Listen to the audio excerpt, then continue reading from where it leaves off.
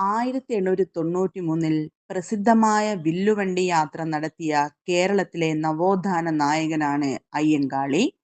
ഏത് അവകാശം നേടിയെടുക്കാനായാണ് വില്ലുവണ്ടി യാത്ര സംഘടിപ്പിച്ചത്? ദളിതർക്ക് പൊതുനിരത്തിലൂടെ നടക്കാനുള്ള അവകാശം. ഏതു ക്ഷേത്രപ്രവേശന സമരത്തോടനുബന്ധിച്ചാണ് സവർണ ജാഥ സംഘടിപ്പിച്ചത്? വൈക്കം സത്യാഗ്രഹം.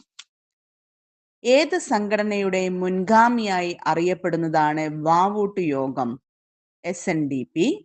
1914 ഒക്ടോബർ 31 സ്ഥാപിതമായ NSS ഏത് ദേശീയ സംഘടനയുടെ മാതൃകയിലാണ് സംഘടിപ്പിക്കപ്പെട്ടത്? Servant of India society. 1907 Ayyankali സ്ഥാപിച്ച സാധുജന പരിപാലന സംഘം ഏതു സംഘടനയെയാണ് പ്രവർത്തന മാതൃകയാക്കിയത്? SNDPയെ.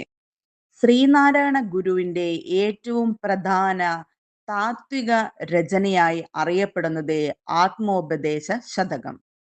ബ്രഹ്മർഷി ശ്രീനാരായണ ഗുരു എന്ന കൃതി രചിച്ചത് T.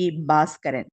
ഇന്ത്യയിലെ 23 ഭാഷകളിലേക്ക് കേന്ദ്ര സാഹിത്യ അക്കാദമി വിവർത്തനം ചെയ്ത കൃതിയാണ് ബ്രഹ്മർഷി ശ്രീനാരായണ ഗുരു.